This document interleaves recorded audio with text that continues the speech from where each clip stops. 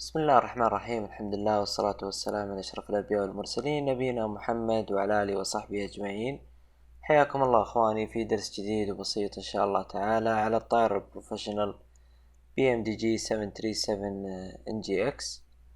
تقريبا الطائرة الأكثر شعبية بين الشباب، محاكية للواقع، محترفة جدا جدا، فيها من الخصائص وفيها من السيتنج، فيها من الاوبشنز الشيء الكثير اللي تقريبا ما يوفي لا شرح واحد ولا شرحين، يبغى لها وقت طويل. فلذلك اللي يعني يحب يطير فيها ويطير فيها أكثر يعني بشكل مستمر يلاقي نفسه بعد كل فترة وفترة يكتشف فيها شيء أو يتعلم عليها شيء مهم. احنا إن شاء الله تعالى بالشرح هذا يعني تقريبا بنحاول نوفي الأشياء المهمة أو الأمور المهمة اللي ممكن تستخدمها. بنحاول نضيف على الشرح مبادئ الطيران تقريبا اللي يحتاجها الطيار في الجو، بمعنى يعني أوامر ممكن يستقبلها من مراقب، كيف يتعامل مع المراقب، بالأوامر اللي يتلقاها من المراقب في هذه الطائرة. وطبعا أخص هنا بالأونلاين، تحديدا شبكة الآيباو. يعني كل هذه أمور بنحاول أن نتطرق لها ونشوف نستفيد منها إن شاء الله تعالى. الرحلة بتكون أونلاين طبعا في الآيباو. سبق وشرحت في أكثر من درس كيف نستخدم شبكة الآيباو، كيف نستخدم برنامج الآيفاب. عملت شرح مخصص برضو لبرنامج الآيفاب، برنامج التيم سبيك، كلها موجودة إن شاء الله، كلها موجودة في القناة. فلذلك اللي يحب إنه يستفيد منها، فيما لو إنه أول مرة يشوف الشرح هذا، موجودة يقدر يشوفها إن شاء الله بالقناة. طبعا الآن أول ما اخترنا الطائرة وفي المطار راح تكون بالشكل التالي. كل شيء فيها مفعل. احنا ان شاء الله تعالى راح نبدأ في الطائرة من الكولد اند دارك، وراح نشوف كيف نبدأ من الألف. طبعا يعني غالبا لما تطير في الطائرة هذه أكثر من رحلة وكذا، ممكن إنك ما تستخدمها في كل رحلة كولد اند دارك.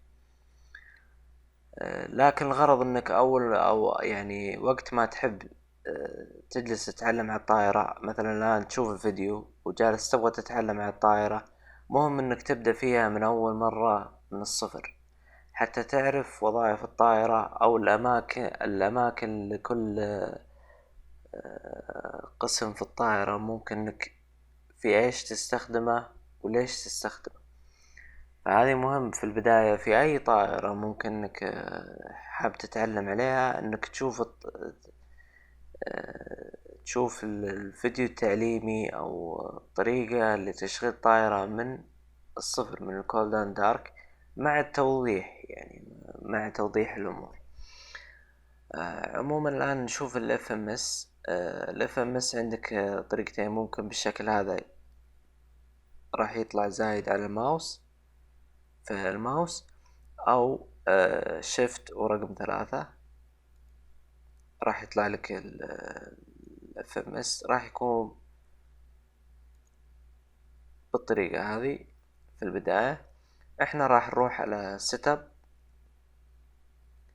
بعدين ستارت لود، بعدين عندك NGX كولد اند دارك، ديفولت لونج شورت والى اخره. خلوني بس ارجع هنا ريتيرن. طبعا راح نشرح هذا ان شاء الله، لكن الان ستارت لود.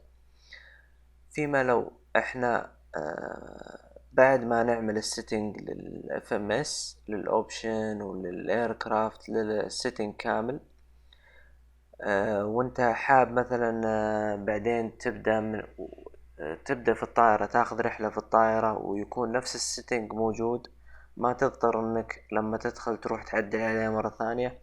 تجي عند السات سيف، تختار مثلا اي اسم انت حاب تكتبه. لنفرض مثلا ماي،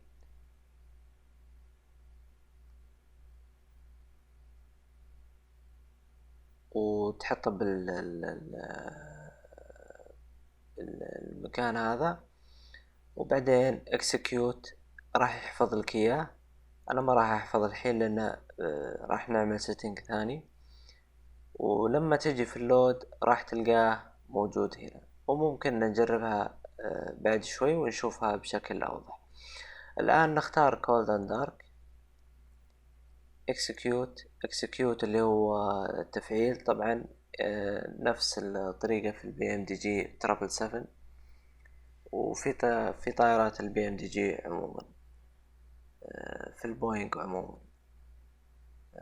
الآن زي ما نشوف نلاحظ ما في أي شيء في الطائرة متفاعل، ولا حتى ال FMS، بحيث إنه لو نبغى نسوي خيار أو خيار معين أو حاجة معينة ما نقدر. طبعا الصوت أنا مقفل صوت المحاكي حاليا حتى ما يسبب الإزعاج. نرجع الشكل هذا. إذا حبينا نختار اختصار الأوفرهيد بانل، لأن لازم نطلع الأوفرهيد بانل الآن. شيفت ورقم 6 يطلع لنا زي ما انتم شايفين الأوفرهيد بانل. في أي طائرة دائما أول ما أبدأ فيها بعد الكولد اند دارك، أول حاجة أبدأ فيها وأحتاج إني أفعلها اللي هي الباتري، بحيث إنه تبدأ تتفاعل الطائرة تدريجيا. بعدين أختار يا إما الجراوند باور أو عن طريق الاي بي يو. لما نبغى نفعل الباتري من البوتن هذا من هنا، اضغط زر يسار من الماوس. خلنا بس اشغل الصوت عشان تشوف. طيب نلاحظ بدأت الإضاءات بالعمل. خلاص نرجع شفت ورقم 6 مرة ثانية على أساس نرجع للطائرة. نرجع بالأسفل للإف ام اس، نلاحظ الإف ام اس رجع يشتغل معانا. طيب ممتاز. على أساس نختار الجراوند باور، نرجع عفوا نرجع للإف اس أكشن. عندنا الفيول، بايلود، جراوند كونكشن، دورز. نروح الجراوند كونكشن باور. نختار الجراوند باور، نفعلها كونكتد. ممكن نختار الاير كونديشن بعد برضو نفعلها ريتير للمنيو وكلوز. طيب نرجع بلا الاوفرهيد بانل، نمشي فيها خطوة خطوة. في البداية أنا فعلت الباتري. الآن عندنا الجراوند باور على أساس أفعلها.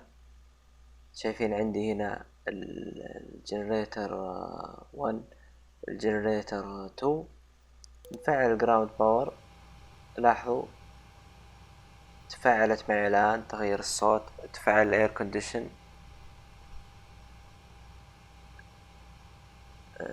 نفعل عندنا الفيول بامبس الافت.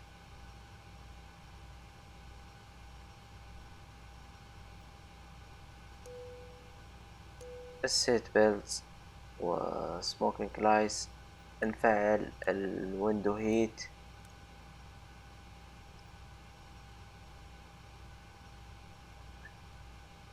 نفعل الفن والباكس. بما ان حطينا السيت بيلت معناته مثلا الركاب موجودين او كذا. طبعا نحاكيها نروح للأعلى حاجة بسيطة، أو نرجع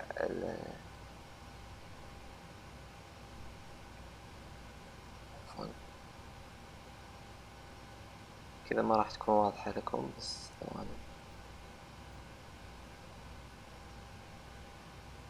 نلاحظ الآن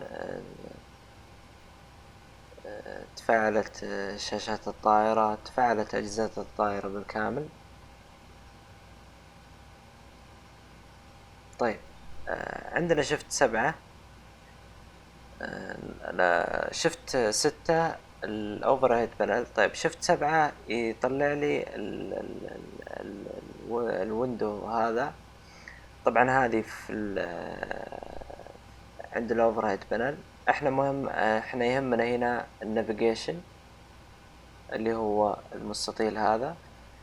لازم نفعل نافيجيشن على الناف حتى يتفعل الايرس البوزيشن للطائرة. طيب نجي هنا من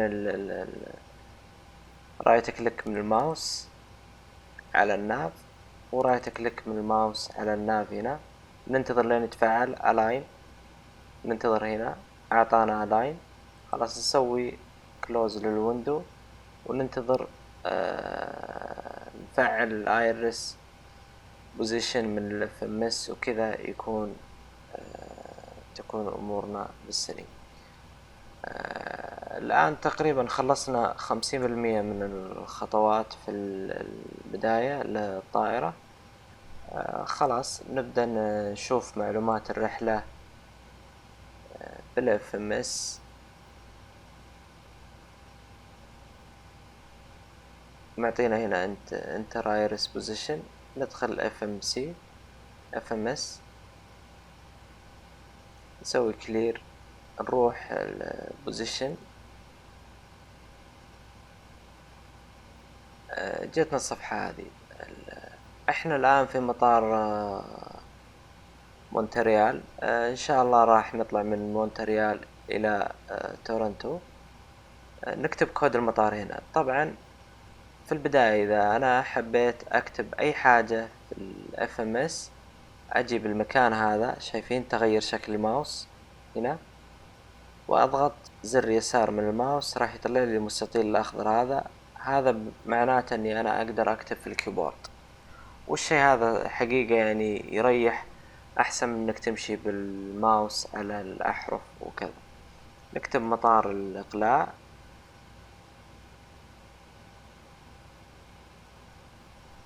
مونتريال، ونحطه بالمكان هذا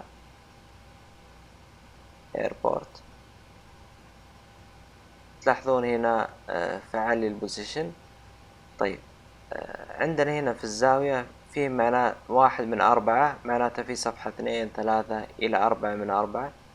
نروح للصفحة التالية. من هنا عندي next page، نروح للصفحة الثانية، اختار الجي بي اس ال، اختار اللي هنا بالاسفل، ارجع للصفحة السابقة واحط البوزيشن بالمكان هذا على طول. فعل لي البوزيشن بالطائرة. ان شاء الله انه واضح.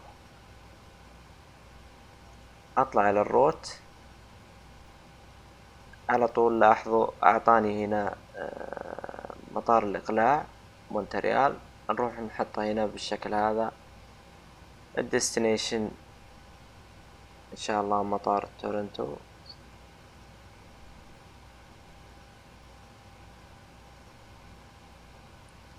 فلايت نمبر رقم الرحلة ممكن نقول السعودية 00A. الكوروت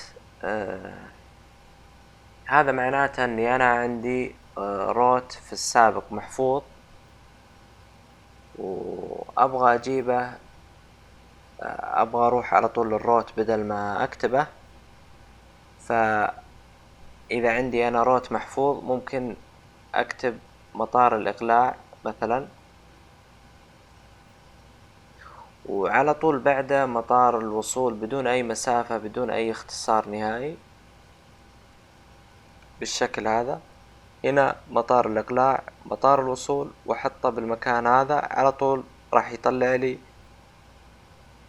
المعلومات ويطلع لي هنا activation، ويطلع لي الايرويز والواي بوينت للمطار. هذا اذا كان انا اذا كان الروت موجود مسبقا. حاليا الروت ما هو موجود، لكن بعد ما ندخل الروت الان ومعلومات الطائرة بنتعلم كيف نحفظ الروت.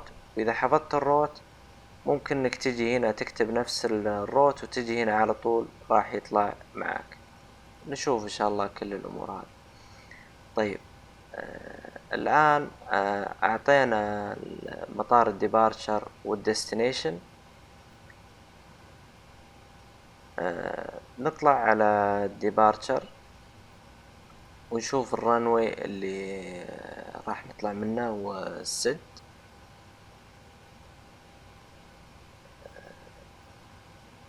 على 06 ليفت. ما أعطانا طبعا سد ديبارتشر على أول واي بوينت راح أطلع لها، فما راح نختار السد، راح نكتفي بالشكل هذا. نرجع للروت. أعطانا هنا الرنوي 06 ليفت، وأعطانا هنا في صفحة ثانية أروح next page via to اللي هو الايروي والواي بوينت. أول نقطة راح تكون برافو روميو إيكو تانجو نوفمبر. بعدها راح نطلع على ايروي في فيكتور 37 إلى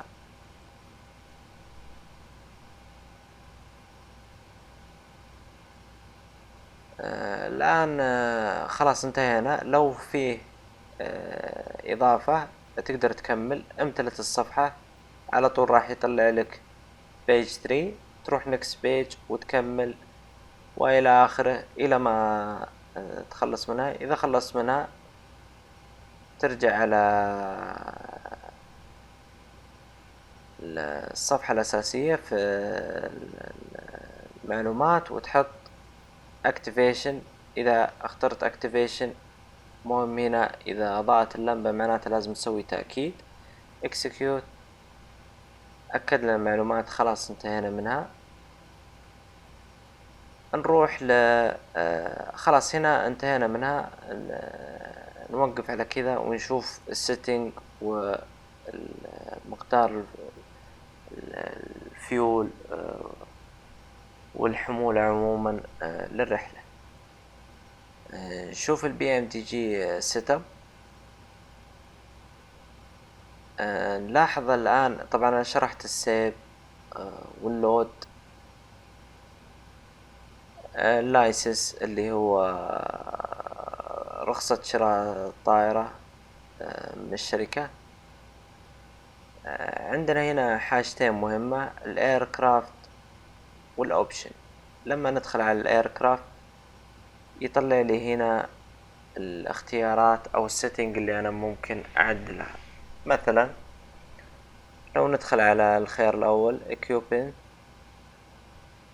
نلاقي عندنا من صفحة من 1 إلى 11 أنا ممكن أعدل في الخيارات. مثلا من الخيارات المهمة after take off wings level أو heading cell. heading cell اللي هو ممكن تبقى على أنك أنت تبقى على runway heading حتى لو فعلت الأوتو بايلوت. طالما أنك ما فعلت زر الناف فتظل الطائرة ماشية على مسار الرنوي هيدنج، وهذا الخيار أنا أفضله دائما بما أني أطير أونلاين. بعد كذا مثلا نشوف الصفحة اللي بعدها next page. عندنا default transition altitude. بما أنه في السعودية وفي برضو في دول الخليج وفي بعض الدول العربية transition altitude 13,000، فممكن نثبت الخيار هذا هنا. نطلع على next page مثلا. برضو في بعض الخيارات طبعا أنا ما راح أشرحها واحدة واحدة، لكنك ممكن تتعلمها مع الوقت. وممكن عندك ال PDF instruction والتعليمات اللي جاية مع الطائرة ممكنك تشوفها. نقفل بس الصوت.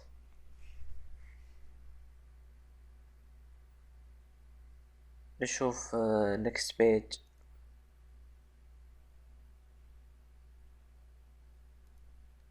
next next. في أشياء كثيرة حقيقة، يعني فيها خيارات في الطائرة كثيرة جدا. لو تمشي عليها واحدة واحدة من البداية تتعلمها بالPDF وكذا تكون أفضل. المينيموم كولز اللي approaching minimum.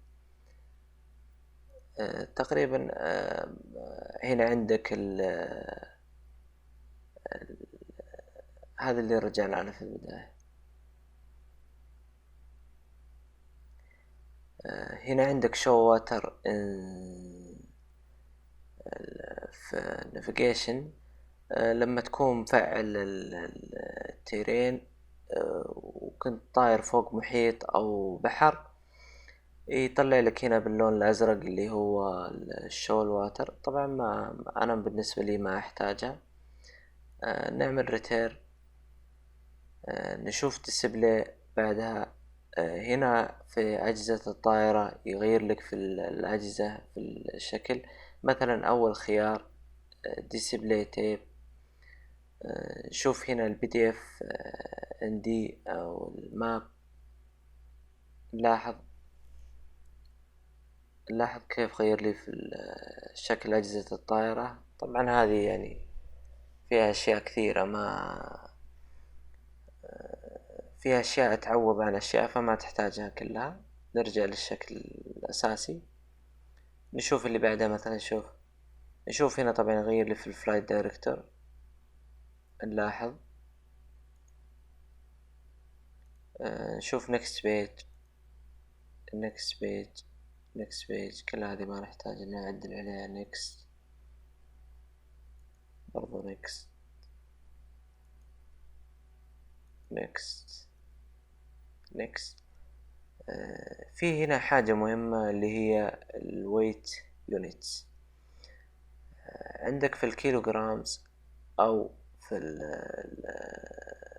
اللابس او الباوندز. مهم انك تعرف وش الخيار اللي موجود عندك، وطبعا غالبا نختار باللابس او الباوند. فمهم انك تعرف وش الخيار عندك، بحيث انك لو كنت تستخدم موقع وكان يعطيك الحمولة مثلا بالكيلوغرامز تكون هنا مفعل كيلوغرامز، او كان يعطيك بالباوند تكون مفعل الباوند. فهذه مهمة انك تعرف وش الفعل عندك. طبعا انا اعتقد بالديفولت اذا انت ما غيرت شيء توك مثبت الطائرة فبتكون عندك بالباوند او اللابس. ريتير. نشوف هذه ما نحتاجها، ما نحتاج ان نعدل عليها. نرجع سيت اب. نشوف اوبشنز. عندنا سيميليشن. سيميليشن اللي هي اشياء اضافية في المحاكاة، ممكن انك تشيك عليها وتشوف. انا بالنسبة لي ما عدلت عليها حاجة. ريتير. performance ما عدلت عليها حاجة، ما في حاجة ضرورية. الكي كوماند هي حاجة بالنسبة لي أنا مهمة، اللي هي تختار أزرار معينة للتحكم بأشياء معينة في الطائرة. مثلا الأوتو فلايت عندنا مثلا حرف الزد يفصل لك الأوتو بايلوت أو يشغل لك الأوتو بايلوت. في أشياء مهمة أنا أستخدمها مثلا exterior light. عندي أنا محاط الأشياء معينة. الكنترول اللاندنج، الكنترول حرف التي تاكسي لايت، الكنترول حرف الاس ترانسبوندر. هذه طبعا أنا محاطها على أساس أنها تسهل لي، يعني مثلا لما أكون في الطائرة وأكون ماشي في التاكسي واي ما أجلس أروح كذا يمين ويسار وفوق وتحت وأختار، أو أطلع شيفت و6 مثلا أطلع أوفر هيد بانل ولا ذا. خلاص باختصار معين أنا من الكيبورد أحط كنترول حرف التي على طول تاكسي لايت اشتغلت وإلى آخره. نرجع عندنا بالسيت اب. شرحنا هذه طبعا وخلصنا منها. بعد أنا ما حفظت الأشياء هذه أجي للسيف بانل مثلا واختار ماي حرف الاس، مسافة حرف الاس، واجي واحطها بالشكل هذا. اعطاني هنا اكسكيوت تأكيد saving panel stat.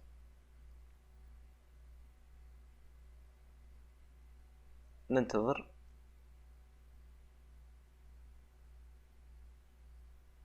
نشوف نلاحظ هنا حفظنا الوضع. نرجع سيت اب، نحط ستات لود. لنفرض اني انا توني مختار الطائرة من المحاكي وجيت هنا. نلاحظ هنا اول حاجة عندي ماي اس، لو ضغطت عليها اعطاني اكسكيوت. لو اضغط عليها راح يعطيني نفس الوضع الحالي للطائرة. خلونا نختاره على اساس بس تكون واضحة لكم. لودينج بانل ستات، نلاحظ نفس الحالة مفعل لي النافيجيشن. ارجع فوق للاوفرهيد بانل، نشوف عندنا شيفت و6. نلاحظ نفس الوضع اللي انا قبل شوي وضعنا الطائرة عليه بالضبط، ما في اي حاجة متغيرة. طيب نرجع ونكمل نشوف باقي الاشياء. نرجع ونشوف نكمل اف ام اس ونكمل الفيول ويتس. عندنا هنا الاف اس اكشنز، عندنا الفيول، البيلود، الدورز، البوش باك. نخلي الفيول نشوف البيلود. البيلود طبعا عندك هنا معلومات. هو في البداية راح يعطيك معلومات عشوائية، ممكن تخليها ست امبتي فاضية خالية تماما. ممكن تحط ست فول، وهذه يعني انا ما رجحها، ما تستفيد منها يعني غير انها تخلي الطائرة يعني فيها ثقل. ممكن تحط ست راندوم يحط لك عشوائي. تبغى تغير مرة ثانية ست راندوم يغير لك برضو. ممكن مرة ثانية يغير لك، وهكذا. ريتير. نشوف الفيول للرحلة. نشوف عندنا موقع الفيول بلانر. نختار نوع الطائرة BMDG 737. مطار الإقلاع، مطار الوصول. ونشوف عندنا بلانر. طبعا اعطانا طبعا هنا بالباوندز نفس الخيار اللي موجود عندي بالاف ام اس. ومعطينا هنا الفيول اون بورد 11980 اللي هو 11980. نرجع للاف ام اس، نكتب هنا الرقم، نفعل هذا ونكتب 11980 11980. نحطه بالمكان هذا. ريتير. وضعنا البيلوت، وضعنا الفيول. خلاص نرجع للمنيو الاف ام اس ونشوف هنا عندنا البيرف انيشلي، المعلومات العامة. نشوف الزر فيول ويت. زيرو فيول ويت نجي عندها بس ونضغط بالماوس الزر اليسار ضغطتين. اعطانا هنا الزيرو فيول ويت للطائرة حسب المعلومات الفيول والبيلود الموجودة. الريزيرف ممكن تخليه مثلا 1.5، ممكن تخليه إلى 5، ممكن تخليه إلى 10، ممكن تخليه إلى 15، بس ما في داعي إنه يكون كثير. الكوست اندكس بعض الشركات في هذه الطائرة تستخدم 30. أعطانا هنا الفلايت ليفل 410. طبعا الارتفاع اللي يعطيك اياه هنا هو يرجح لك الارتفاع هذا انه يكون مثالي للطائرة بحسب الحمولة والويت اللي انت اعطيتها للFMS. يقول لك تقدر تكون على ارتفاع 41,000 راح يكون مناسب للطائرة. مو بالشرط انك تستخدمه، على حسب المسافة وعلى حسب الجهة اللي انت راح تروح لها. احنا ان شاء الله بيكون على ارتفاع 30,000. خلاص نكتب هنا 300 ونحطه السلكشن هذا راح يطلع لنا فلايت ليفل 300. هنا عندك التمبريتشر والكروز ويند والى اخره.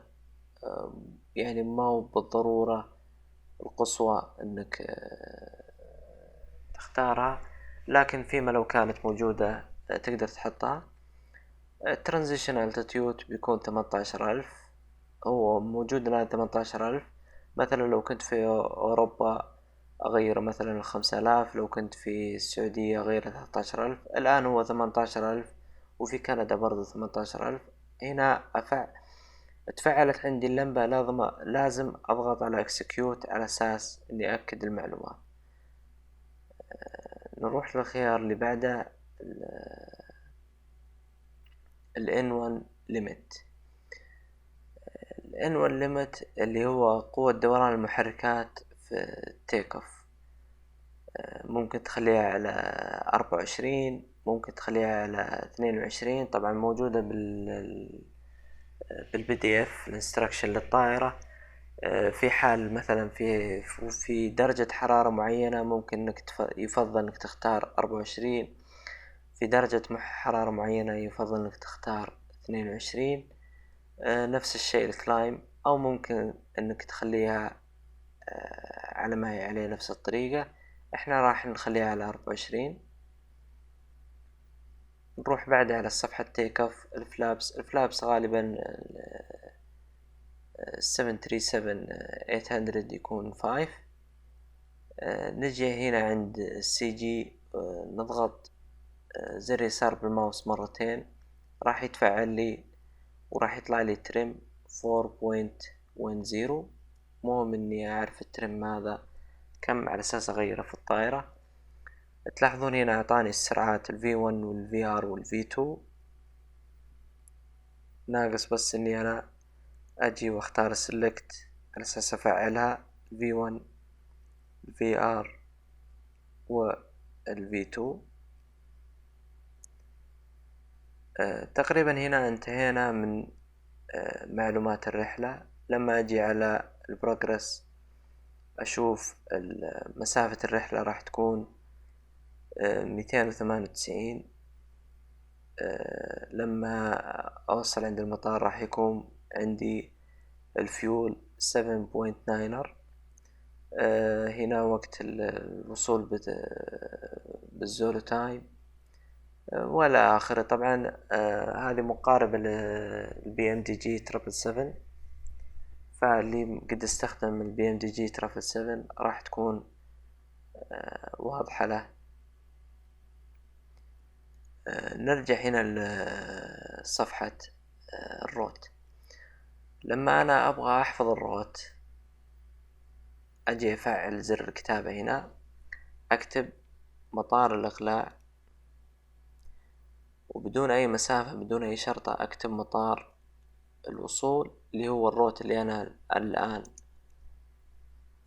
مفعله. وشوف هنا لاحظ هنا زر عندي سيف، أختار سيف أعطاني confirm و execute. أختار على execute خلاص حفظ لي الروت. لو جيت بعمل الرحلة مرة ثانية نفس الشيء، أكتب مطار الإقلاع ومطار الوصول بالضبط بدون أي مسافة بدون أي شيء، واجي هنا عند كوروت واضغطها هنا راح يطلع لي على طول معلومات الروت ويطلع لي اكسكيوت. اختارها يطلع لي نفس الانفورميشن اللي انا حاطها الحين. بكذا حطينا أغلب معلومات الرحلة. باقي عندنا ال alternative destination اللي هي المطار البديل. والمطار البديل راح يكون